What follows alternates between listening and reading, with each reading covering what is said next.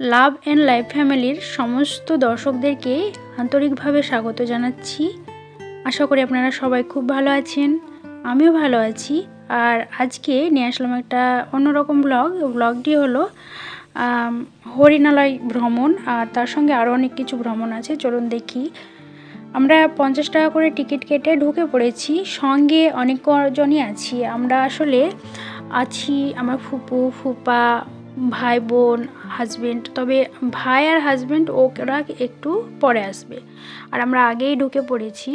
তো এখন ঢুকে দেখতে দেখতে যাচ্ছি। এখন প্রথমে ঢুকে দেখলাম হলো অনেকগুলো পাখিগুলোর আমি সবগুলো নাম বলতে পারবো না। তবে আপনারা যখন ভিডিওটা দেখছেন, অনেক দেরি করে আমি আপলোড করছি, কারণ এটা মোটামুটি ওই নভেম্বরের প্রথম দিকের ভিডিও। হ্যাঁ, আমার আপলোড করতে একটু দেরি হলো, কারণ এর ভেতরে আবার গিয়েছিলাম হলো ওই দার্জিলিং, সিকিম, এটা ওটা ঘুরে ঘুরে, আর এটা আপলোড করা হয়নি। তো এত দিনে আসছে আমার এই ভিডিওটি। আর ভয়েস যখন দিচ্ছি তখন আমার একটু হাসি পাচ্ছিলো, জানেন। হাসিটা পাচ্ছিলো এই কারণেই, আপনারা যারা আমার এই ভিডিওগুলি দেখেন আমার চ্যানেলে, তারা হয়তো ভেবে থাকবেন যে এর কি কোনো কাজ নাই রে বাবা, সারাদিন খালি ঘুরে বেড়ায়। সেটা ভেবে আমিও ভয়েস দিতে যাওয়ার আগে অনেকবার হেসেছি।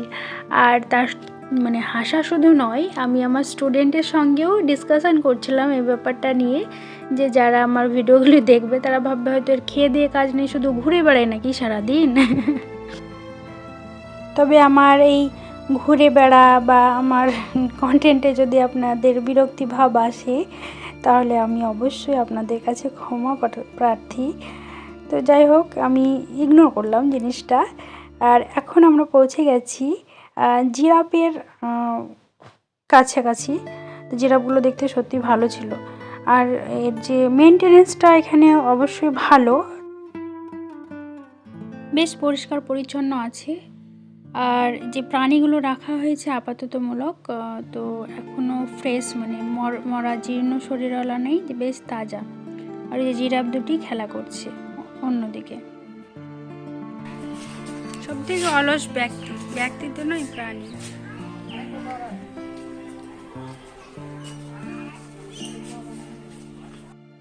আমরা এখানে একটা জলহস্তী দেখলাম। তো জলহস্তিটা ও তো জলের মধ্যে ঢুকেই আছে, উঠলো না আর আমাদেরকে দেখে বেচারা।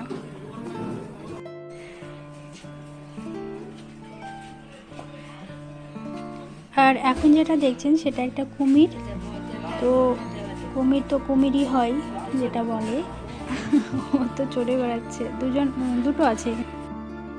বসার জায়গাও যথেষ্ট আছে, আর চারিদিক সবুজায়নে ঘেরা, যথেষ্ট পরিষ্কার পরিচ্ছন্ন। তবে এখনও প্রসেসিং চলছে, কনস্ট্রাকশনের অনেক কিছু তৈরির কাজ চলছে, কমপ্লিট এখনও হয়নি।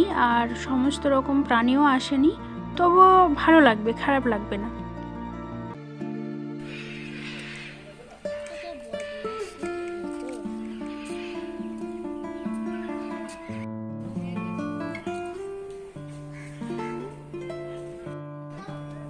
লেখা আছে দেখ।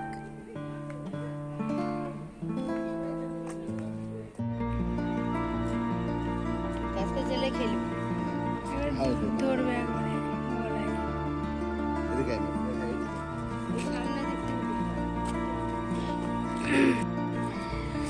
চিতল হরিণ, কিন্তু হরিণের তো দেখা নেই।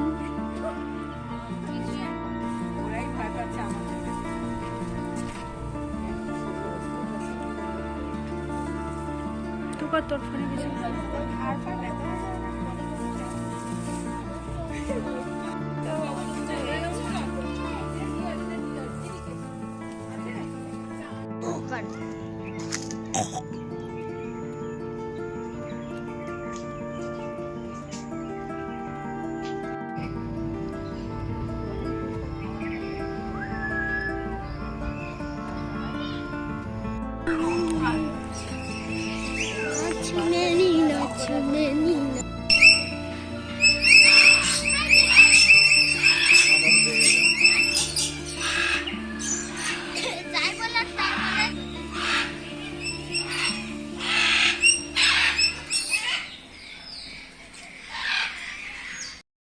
এখানে বাচ্চাদের খেলার জন্য দোলনাও আছে এবং প্লেগ্রাউন্ড আছে, যেটা বলা যায়, একটা স্লাইডিংও আছে দেখলাম। যথেষ্ট ভালো জায়গা বসে আড্ডা মারার মতনও। আর একটা দোলনাতে যদিও আমি বসেছিলাম, পরে আমাকে তুলে দেওয়া হয়। যাই হোক, আর সামনে ওই যে ফুপা আসছে আমাদের ছবি তোলার জন্য।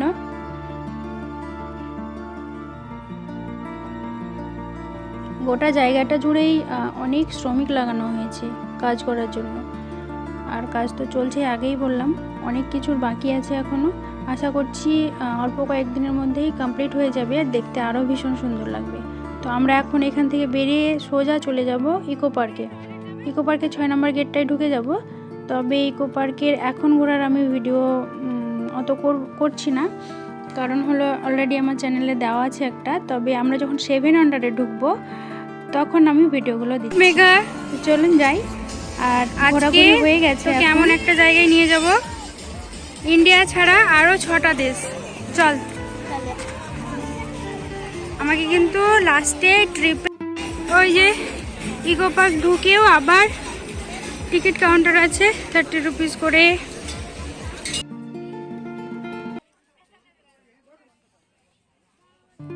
পৃথিবীর সপ্ত আশ্চর্যের যে স্থানগুলো আছে সেইগুলোর আদলেই বা সেইগুলোকে অনুকরণ করেই এই জায়গাটি তৈরি করা হয়েছে।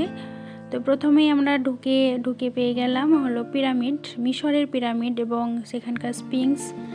তো সেখানে অবশ্যই সবাই যে এখন আসবে ফটো তুলছে, আমরাও কয়েকটা ফটো তুলে নিলাম। তবে আমাদের আসল পিরামিডে ঢোকার সৌভাগ্য না হলেও নকল পিরামিডে ঢোকার সৌভাগ্য হলো এবং মমিও দেখে নিলাম।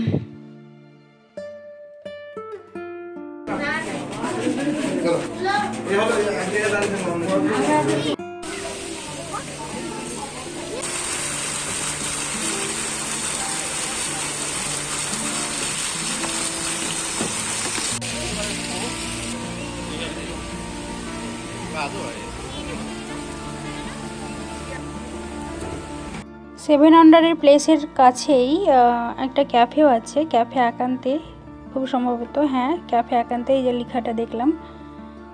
তবে কারোর চায়ের পিপাসা, জলের পিপাসা, আইসক্রিমের পিপাসা ইত্যাদি লাগলে কোনো সমস্যা নেই, যে যেটা পারবেন পিক করে নেবেন। আর এই সুন্দর সুন্দর দৃশ্য দেখাতে দেখাতে আপনাদের কাছে ছোট্ট অনুরোধ, আপনারা আমার এই চ্যানেলটিকে সাবস্ক্রাইব করে পাশে থাকবেন। আর ভালো লাগলে অবশ্যই একটি লাইক করবেন, কমেন্টের মাধ্যমে জানাবেন। আর যারা আপনারা অলরেডি সাবস্ক্রাইব করে আমার পাশে আছেন তাদেরকে অসংখ্য ধন্যবাদ।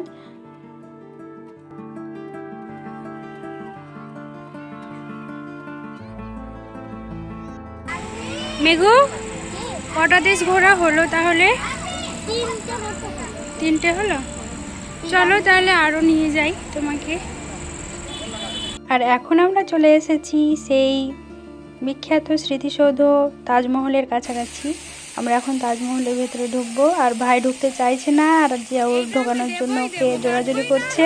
আর আমি বলছি আমি এই ভিডিওটা দেবো।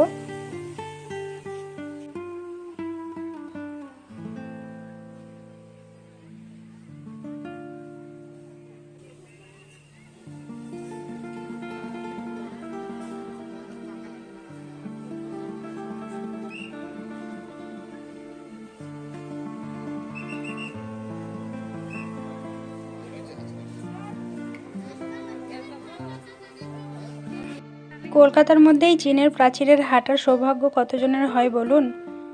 তো সেই সৌভাগ্য করার জন্য আপনারাও একদিন চলে আসুন এই ইকো পার্ক, আর এই চীনের প্রাচীরের ভেতর দিয়ে হাঁটতে থাকুন, দেখবেন অনুভূতিটা একটা অন্যরকম হবে।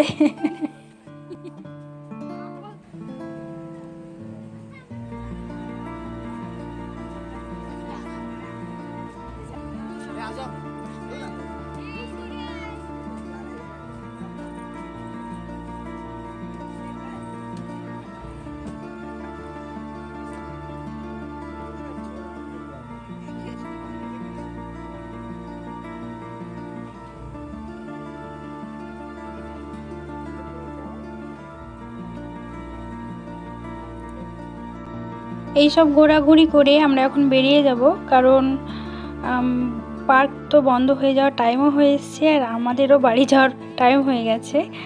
তো এই ভিডিওটি এখানেই শেষ করছি। আবার দেখা হবে পরবর্তী কোনো ভিডিওতে, হয়তো বা ঘরের কিংবা বাইরের।